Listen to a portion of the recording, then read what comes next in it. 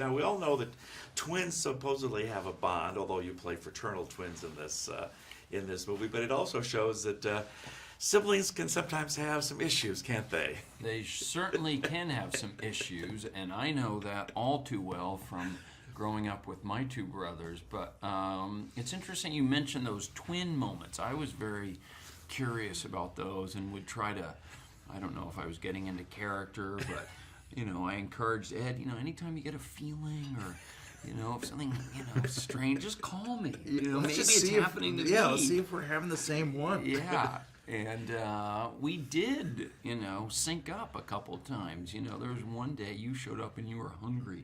And I was like, son of a gun, I'm starved too.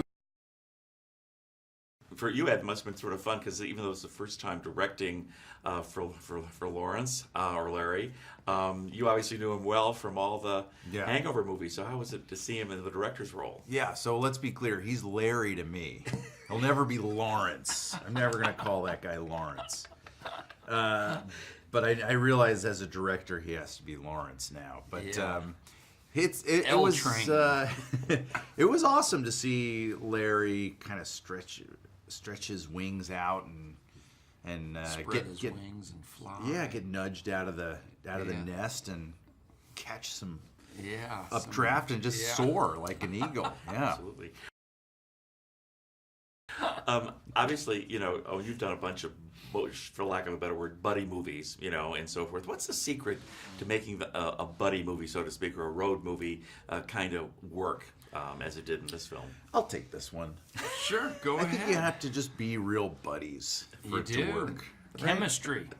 Chemistry is important, and you can't, you can't manufacture it. You can't bottle it and try to use it on another movie. You got to just get in there, roll up your sleeves, spend some time with the other person and see if there's any magic. And thank God, when I teamed up with this guy, it was just like sparks flew.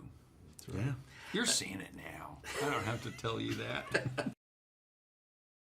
There are a lot of funny moments in this movie, but one of my favorites was, because I'd never seen it done in a movie before, was the Hotel Whisperer, when you check in. And to film that for you guys with that actor had to be hilarious because it was just so unusual. You ready for a bomb? That actor was my older brother. That's none other than Andrew Wilson. That's right. Yes. That was my brother, and that was Ed's favorite scene. That was my favorite scene. I love that you brought that up because it's such a fleeting moment in the movie, and it's the funniest thing in the whole movie to me. I could not get through those takes. Andrew was making me laugh so hard. And I felt like I was, back in Dallas in the mid-'70s where, again, my brother's outshining me. And, Ed would not stop talking about my favorite scene is with your older brother. And, we got his little sidekick here today. Owen, come out and take a bow. And, of course, the football stuff with Terry Bradshaw. I hope you didn't get injured. I know there's movie magic, but when you got tackled. Yeah, my neck is still a little stiff from that. That was Larry just was never satisfied with the hit.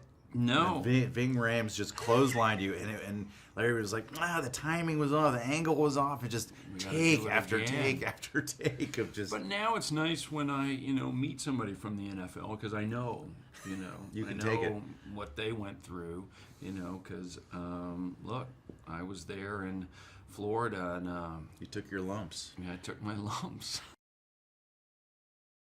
Katt Williams, some other great scenes. I loved it when you're picking him up as a hitchhiker.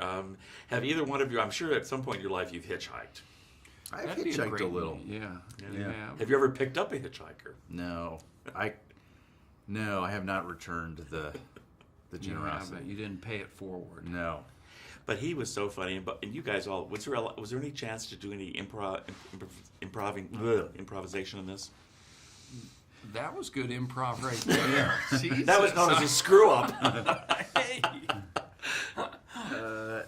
Yeah, there was a lot of improv. I mean, Katt Williams can only be described as an improvisational wizard. That's true. But he was just like, you just never knew what was going to come next with him, in the best way. Just a lot of fun. And then Owen and I would usually just be sort of like yakking over at craft service about some dumb thing, trying to crack each other up, and Larry would overhear and be like, put that in the movie. And so we would do it, and we'd improvise all this stuff, and It was probably less a case of Larry overhearing it, more that Larry was trying to get a snack, and we'd sort of corner Larry. Hey, listen to this. We just came. We're talking about dried apricots. It's hilarious. You got to put this in the movie.